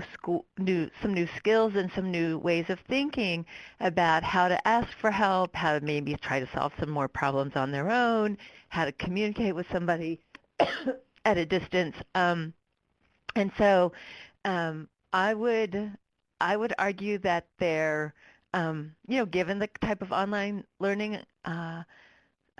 environment that they're presented with, as well as, very importantly, what kind of support they're provided with, I would argue that 8th graders aren't too young, and I think that our study demonstrates that. Jess, do you want to add anything to what I just said? No, I think that's great. I really agree. There's so many good questions in the participant chat. We're bouncing from one to the other, just seeing all the different questions that are there. So Rama's question was there anything that suggested that Algebra Ready students are better prepared for online learning? we don't know for sure, and you hear two different trains of thought about this. One is that, sometimes you hear that the right kind of kid to be put into an online course is a student who is, has good, time management skills and is very proactive and responsible, et cetera, which one would think would be like an algebra-ready type student. On the other hand, I've talked to other people who have watched the experiences of, for example, students taking AP courses, and they find that those students are actually really not in a great position to be in an online course because they're not used to being challenged.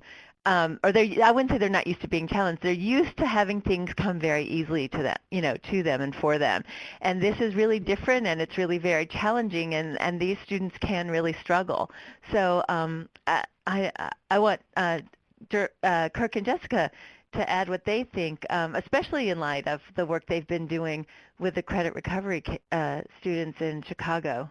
So I don't think we know who's good and who's really ready for online learning or not necessarily. So I mean, what I was going to say, Justin, Kirk, if you could answer that first question as it relates to the second study, and then the question that Peggy just posed.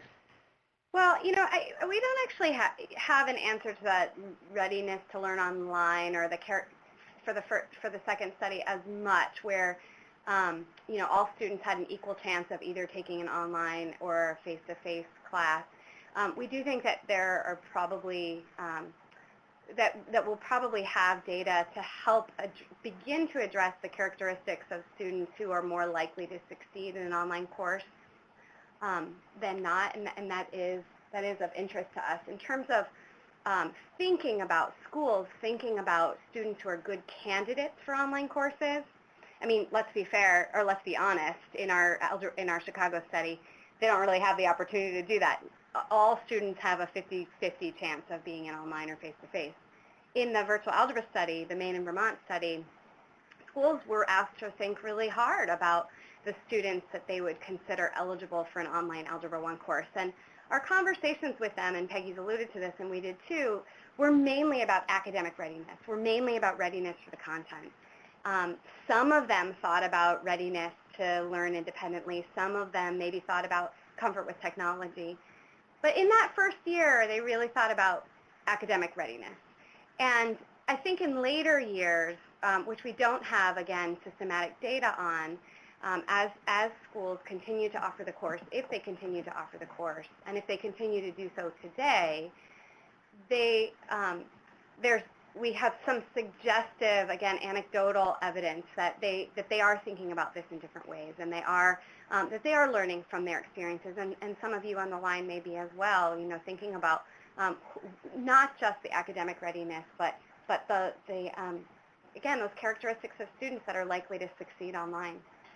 Yeah, and I also think that when you look at prior achievement, how a kid does the prior year in math, it isn't, an exclusive academic measure. That's the number that we have, but it also captures some of these other things where, when schools pick kids for algebra in 8th grade, they look at their test scores, but those test scores also include a lot of things, really. I mean, it's not just a single score. There probably are motivation aspects and things that are sort of part of that. I mean, we obviously can't disentangle it, but but I don't think kids' motivation and independence can be completely separated from their achievement. It's sort of all there.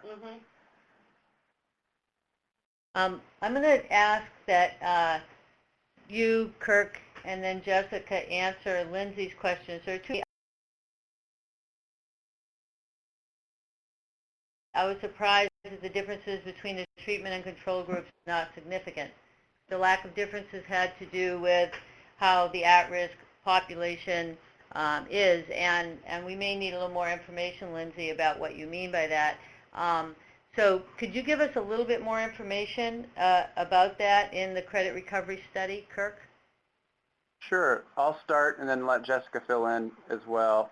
So our theory of action really behind the credit recovery was that we knew that these kids were at risk. We knew that they had not been successful in a face-to-face course. We knew that this particular online provider had been identified by the district as one that they liked in part because there was attention to at-risk kids. The credit recovery environment sort of attracts a certain type of online teacher, and the way that they trained, Aventa actually participated in training the online mentors, so that the folks that were with the kids in the computer lab received some training by the district as well as by Aventa about some of the specific needs of at-risk kids. All of those things were going into our theory of action in terms of why this might be a different experience and potentially more beneficial. And yet at the same time, we also knew that by focusing on Algebra 1B, which is where most of the kids, where the greatest need was, we also knew that that half of the course is difficult. And I mean, those things are, you can't totally separate them. So the fact that kids did not, in either condition, do exceedingly well on the post-test, we were not completely blown away by that. So I think the answer is we tried to incorporate as many of the aspects of the intervention that would be sensitive to at-risk kids, and yet at the same time, we're all trying to figure out this stubborn thing called algebra that is in the way for a variety of reasons from a lot of kids getting where they need to be. And I'm sure that the course content, especially the second half of it, had something to do with it. Yeah. I have a couple of theories about why we see the results that we see so far, which, as Kirk said, are really just such an early part of the story. We feel half nervous sharing them, but the lack of apparent significant differences between the face-to-face and online groups in the credit recovery study. One is what Kirk mentioned, is about engagement. So our theory is that, or hypothesis is that if students are going to be able to be more successful in an online course, it has to be because the online course grips them in a way that the face-to-face course doesn't. So it is more interactive. The content is presented in a different way. They get the immediate feedback. That those interactive features of the course really pull them in a way that the traditional face-to-face course didn't. And we haven't seen, either based on our observations or based on engagement measures on our student survey, any significant differences in engagement. So according to our theory of action, if we don't see any changes in engagement, then we shouldn't see any differences in achievement. However, we really think that this is very, very early, and that there are some other aspects of the study looking over time that we're going to be able to untangle different kinds of success in the credit recovery courses, including in the online course. Content-wise, the online course, I don't know if we've mentioned this, and and not to belabor the point, but the perception in the district is that the online course is hard, that the Aventa Algebra 1B course is difficult, the content is challenging. And so students who succeeded in the online course may have actually gotten under their belts in that summer course more content than students who succeeded in the face-to-face courses. We just don't know that yet. And we really will have the opportunity to continue to follow these students. This is a 4-year study, so we'll follow them through expected graduation all the way through high school to see what happens over time. I think it's a great question that you posed, Lindsay, and we're going to keep studying it. And some of that information that will also be available later will be things like the topics that teachers covered in the face-to-face class, as well as their grading systems. With an online course, it's right there for you. You know what the chapters are, you know how far the kids got, you know what they got on their quizzes. And I think some of that information also later, when that's available, will be helpful in framing the context of both environments. Mm-hmm. Thanks, Kirk and Jessica. We also did pose a few additional questions about cross-cutting themes that emerged from the two studies. Are there some things that you noticed as being commonalities across these two studies? And I'll turn this question first over to you, Kirk and Jessica, in that you have been involved in both of them. Are there some bigger ideas that have not yet been talked about? You know, I think we have touched on most of them. I mean, we're sort of trying to figure out how to help kids succeed, get access to and succeed in algebra from all different angles. And by looking at 8th and 9th grade kids, at higher achieving, potentially more highly motivated kids versus kids that were not successful. You know, I think that's sort of a cross-cutting theme. And we also just don't know that much about online courses in a rigorous way. We're also learning a lot, not just about their impact, their effectiveness, but also what it means to implement a specific online course in terms of what the teachers do, what the proctors do, and so forth. So I think those are kind of the common themes and where we're trying to build better evidence. We're certainly not to the point where we've done a study that looks at the Khan Academy combined with a smart board. I mean, there's so many variants because things are being introduced.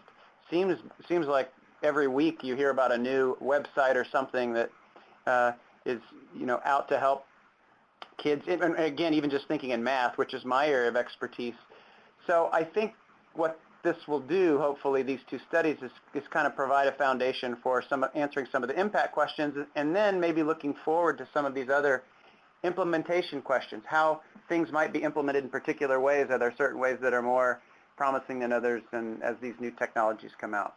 Yeah. No, I really agree. I just, just wanted to add that both of these studies provide kind of a wealth of opportunity as far as the data collected. We have pretty rich data on both studies. To address some similar issues in these very different contexts, in these mostly small rural schools and these mostly big urban schools, online courses being used for very different reasons. Content of the course is very similar. Providers are different.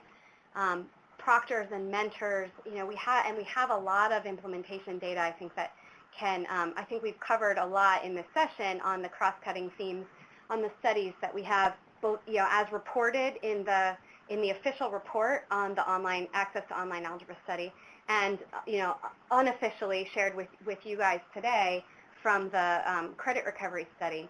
But just to let you know, what we'll have in the future, especially with the access to online algebra study, fingers crossed, are actually public restricted use data sets that will be available to researchers that include all of our data. So people ask questions about, did we disaggregate data by usage level? Did we collect data from students about what they thought about their courses? The answers to those questions are, in some cases, are no, not yet. And we will, and others will, other researchers who weren't part of conducting the study will have access to data, including student survey data about how they felt about their courses and the online course and the Proctor data that we talked about. And so we have the cross-cutting themes as they are to date, and we have much longer-term cross-cutting themes to come. And, again, we look forward to working through the Alliance to do some of that work and to really build what we know about, the best conditions under which we can implement online courses. Thanks, Jess. Peggy, I want to ask you this next question. What policy issues are related to students earning online credits? One of the policy issues that I'm very aware of as it related to some of these things begins to look at teacher qualifications. If you have certain teacher certification issues in one state where the course provider is located, and you have another set of certification requirements and the receiving state, we start to have some policy issues begin to arise there. Are there other policy issues that you think are beginning to surface as we start to look at these types of offerings? Pam, that's a really good question and a really good point. I mean, we've been talking about, kids' educational and instructional experiences and outcomes, and I think, at least for me personally, that is what I find most important and interesting. But in many settings, when I'm talking to educators and district leaders, these kinds of issues about teacher evaluation processes, teacher certification, teacher qualifications, the implications for what that means to face-to-face teachers. Those are really big issues, and I think people are still working to figure them out. There's probably some states that have longer histories of like Florida, possibly Michigan, of having large online learning schools where maybe they've started to figure some of this out. But I think for many, many places, these continue to be thorny issues that we don't have solutions for. Another policy issue that at least I'm starting to think about a lot is the fact that when kids are enrolled in online courses, probably not so much in the Chicago study, because that study took place in the context of the school system, but I don't know. But definitely for something like the online algebra study, you have a situation where kids are enrolled in an online program. In this case, they were enrolled in the class.com online algebra course. But it's the schools that are the grade granting institution. And so I know we're encountering in a number of states where whether a student even took a course as an online course may not be recorded in their student record. And so it makes it difficult for us to, for the online course providers then to know, well, what grades are students being assigned, and what are the implications of that. And it will be difficult for people people at the district level, for example, to look back and even see, well, which of our students took online courses and why, and under what circumstances, et cetera. So there are a lot of important logistical and these other types of policy issues that I think we need to do a lot of work on in terms of finding solutions for them, because they're really important, especially given how rapidly online learning is growing. Jessica, do you have anything, and Kirk, do you all have anything to add to that? No, I think you did a great job. I just wanted to say we have that exact problem that we've seen that exact problem that you just raised in our Chicago study, where records from the district don't actually, we know who our student participants are, and we know exactly whether they took an online course or face-to-face course, but that's just because they're study records. We would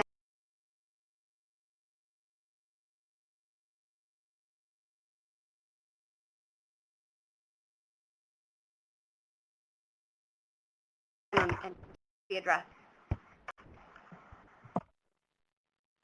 Thanks, Jessica.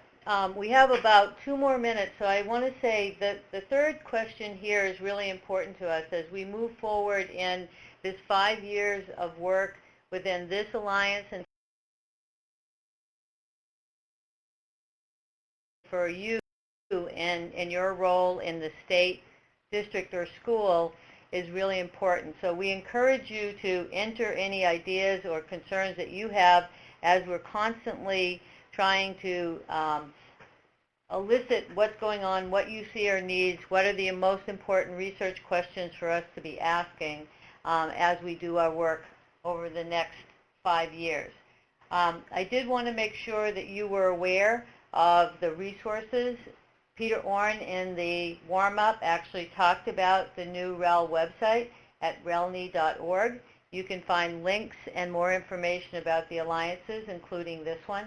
You can also link to the Doing What Works website, the What Works Clearinghouse, where we have the practice guides available to folks, and so on. And lastly, I just want to make sure that you are aware that you can download these studies. There have been links posted in the chat, and it's really important to us that you contact us if you want additional information, as well as how to get to any of these resources. Additionally, there is going to be an archive posted online on the REL-NEI.org site, and it's very important to us as well that you take the survey. The link has been posted in the pod below this, as well as you will be linked to the survey as soon as we finish this webinar momentarily. So please take the survey. The feedback is very useful to us, And we thank you very much for participating. I want to thank all of the different staff on this webinar. Thanks for all the technical folks in the background and our researchers. Thank you, Jessica, Peggy, and Kirk, and everyone else involved. So thanks again, and please feel free to contact us. I'm the liaison for the Northern Tier states, Maine, New Hampshire, and Vermont, and I notice many of you are from those states. And also, if you are interested in the needs of rural schools, please let us know, and we'll continue to stay in touch. Thank you very much. Thank you. Thank you, everyone.